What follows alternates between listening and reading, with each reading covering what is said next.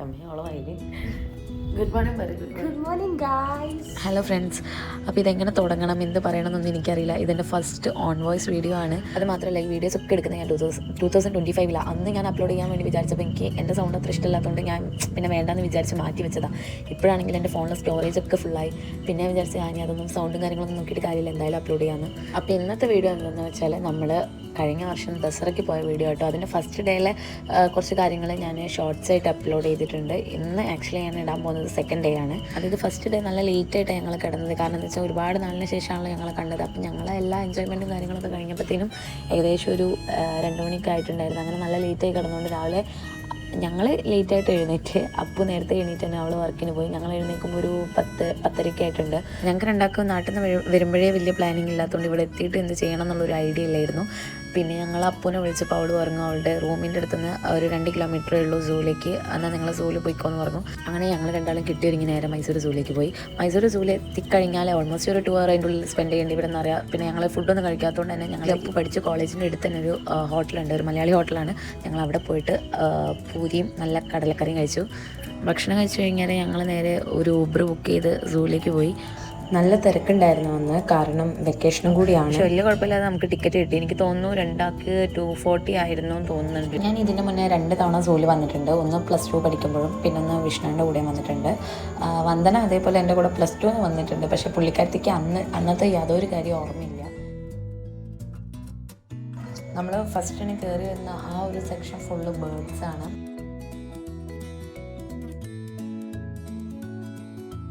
അങ്ങനെ ബേർഡ്സിനൊക്കെ കണ്ടു കഴിഞ്ഞാൽ ഞങ്ങൾ നേരെ കടുവേനെ കാണാൻ പോയി. അതായത് കടുവേനെ കണ്ടത് എന്താ പറയുക, നമ്മൾ കാത്ത് വരിയൊക്കെ നിന്നിട്ടോ കണ്ടത്. അത്രയും തിരക്കായിരുന്നു.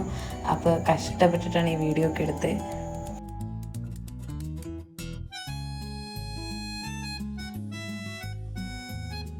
പിന്നെ കടുവനെക്കാട്ടും കുറച്ചുകൂടി ഡിമാൻഡ് കൂടുതലുള്ള ആൾ ഇവനാണെന്ന് എനിക്ക് തോന്നുന്നുണ്ട്. കാരണം അവിടെ നല്ല രീതിക്ക് നിന്നിട്ടാണ് ഈ ഒരു വീഡിയോ എടുത്തത്. കാരണം എന്നാലും ഈ വീഡിയോയിൽ കാണുന്ന വലിപ്പമൊന്നുമില്ല, ആൾക്ക് അത്യാവശ്യം നല്ല വലിപ്പമുണ്ട്. ഇത് ഞാൻ ദൂരത്തുനിന്ന് 3x വീഡിയോ ആണിത്. അങ്ങനെ ഞങ്ങൾ ആക്ച്വലി സൂവിൽ കയറിയിട്ട് ഏകദേശം 1 hour കഴിഞ്ഞിട്ടുണ്ട്. ഈ നടക്കുന്നതിൻ്റെ ഇടയിലാണ് ഞങ്ങൾക്കൊരു അടിപൊളി പണി കിട്ടിയത് ഗൈസ്. വേറൊന്നുമല്ല, മഴ അങ്ങ് പെയ്ത് ഞങ്ങളാണ് കുട പോലും എടുത്തിട്ടില്ല.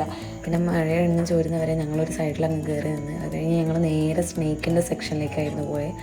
പിന്നെ അതൊക്കെ കണ്ട് പെട്ടെന്ന് തന്നെ ഞങ്ങൾ അവിടെ നിന്ന് ഇറങ്ങി. കാരണം ആക്ച്വലി ഞങ്ങളുടെ കയ്യിൽ കുടയില്ലാത്തതുകൊണ്ട് ഇനി അവിടെ നിന്നാൽ പണി വാളെന്നറിയാം. അങ്ങനെ സൂവിൻ്റെ ഏറ്റവും അവസാനത്തെ സെക്ഷനിലാണ് ഈ ജിറാഫ് ഉള്ളത്. അങ്ങനെ ജിറാഫിൻ്റെ കഴുത്തിൻ്റെ നീളം ആസ്വദിക്കുമ്പോൾ വീണ്ടും പണി കിട്ടി. എഗെയിൻ മഴ.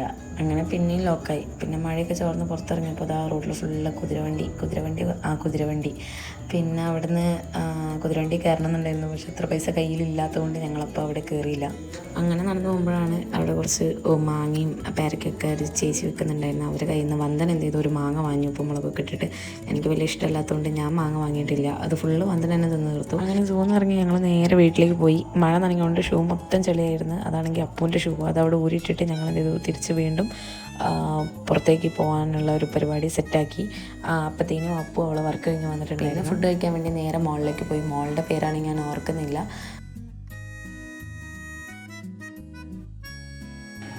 പിന്നെ നമ്മൾ 3 ടൈപ്പ് ഫുഡാണ് ഓർഡർ ചെയ്തത്. കാരണം 3 കഴിക്കാനുള്ള ഒരു ഇൻട്രസ്റ്റ് കൊണ്ട് 3 ടൈപ്പ് ഫുഡായിരുന്നു ഓർഡർ ചെയ്തത്. അത്യാവശ്യം നല്ല ഫുഡ് തന്നെയായിരുന്നു കേട്ടോ കഴിച്ചത്. അതിൻ്റെ ഒരു സന്തോഷത്തിൽ H&Mലും കയറി 2 റൗണ്ട് അടിച്ചു.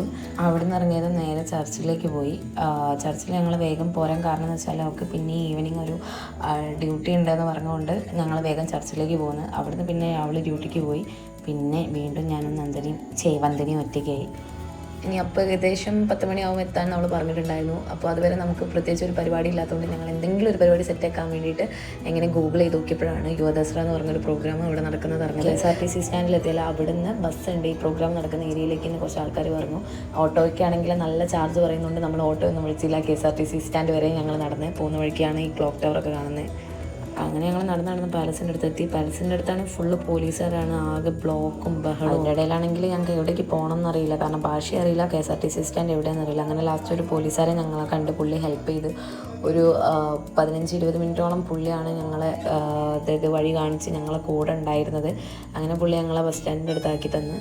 പിന്നെ ബസ്സിലൊക്കെ കയറി ടിക്കറ്റൊക്കെ എടുത്തിരുന്ന് ബസ് അങ്ങ് കുറച്ചൊരു 10 മിനിറ്റ് അങ്ങ് കഴിഞ്ഞ് നീങ്ങിയപ്പോഴത്തേനും പിന്നെയും ബ്ലോക്കായി. ബ്ലോക്ക് എന്ന് പറഞ്ഞാൽ എന്താ പറയുക, ഒരു അരമണിക്കൂറോളം ആ ബ്ലോക്കിൽ ഞങ്ങൾ ഇരുന്ന്. പിന്നെ വലിയ കുഴപ്പമില്ലാതെ ബസ് നീങ്ങി തുടങ്ങി. ഒരു 20 മിനിറ്റ് കൊണ്ട് പോകേണ്ട ഒരു സ്ഥലത്ത് ഞങ്ങൾ 1 മണിക്കൂറും 10-15 മിനിറ്റ് എടുത്തിട്ടാണ് ഇത്ര. നമ്മൾ അങ്ങോട്ട് പോകുമ്പോൾ കാണുന്നുണ്ടല്ലോ ഈ തിരിച്ച് വരുമ്പോഴുള്ള ഈ ഒരു ബ്ലോക്ക്. അത് കാണുമ്പോൾ ഞങ്ങൾ വിചാരിച്ചു ഇനിയിപ്പോൾ രാവിലെ എത്തുള്ളൂ എന്ന്. അങ്ങനെ ഞങ്ങൾ ഏകദേശം ഒരു 9 മണിയാകുമ്പോൾ അവിടെ എത്തി. അവിടുന്ന് കുറച്ച് ഇനി നടക്കാനുണ്ട് പ്രോഗ്രാം നടക്കുന്ന സ്ഥലത്തേക്ക്. സൈഡിലാണെങ്കിൽ ഒരുപാട് കച്ചവടക്കാരുണ്ട്. അങ്ങനെ ഓൾമോസ്റ്റ് ഒരു 10 അല്ല 9-10 ആയപ്പോഴത്തേനും ഞങ്ങൾ അവിടെ എത്തി. അപ്പോഴത്തേനും പ്രോഗ്രാം സ്റ്റാർട്ട് ചെയ്തിട്ടുണ്ടായിരുന്നു.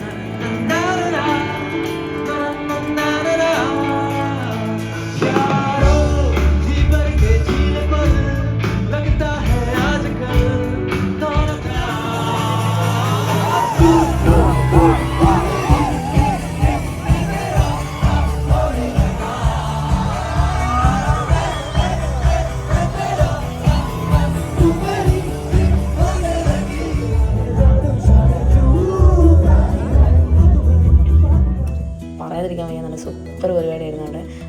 നമ്മളെല്ലാവരും വെയിറ്റിംഗ് ചെയ്തൊരു പ്രോഗ്രാമായിരുന്നു അടുത്തത്. അപ്പോൾ അത് നമ്മൾ നന്നായിട്ട് തന്നെ എൻജോയ് ചെയ്തു.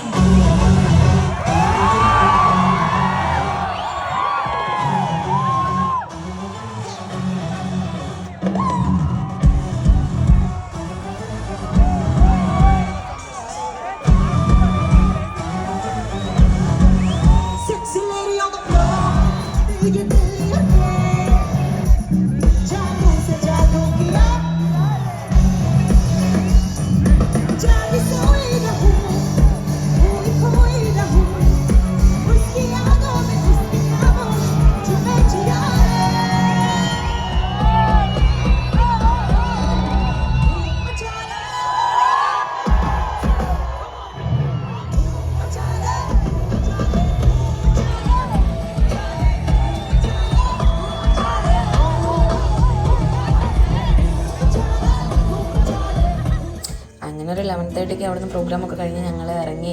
12:30 ആകുമ്പോഴത്തേനും മൈസൂർ എത്തി. മൈസൂരിൽ നിന്ന് തിരിച്ച് വീട്ടിൽ പോകാൻ വേണ്ടി ഒരു ഓട്ടോ കിട്ടുന്നില്ല.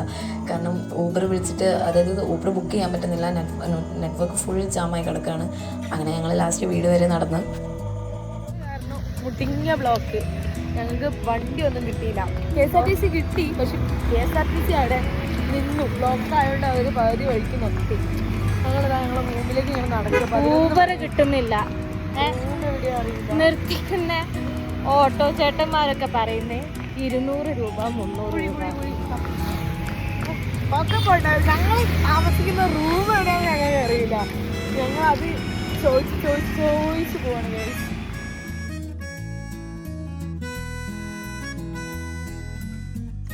ഏകദേശം വീട്ടിലെത്തിയപ്പോഴത്തേനും വന്ദന സൈഡായി. അവൾക്ക് നടുവേദനയും കാലുവേദനയൊക്കെ തുടങ്ങി.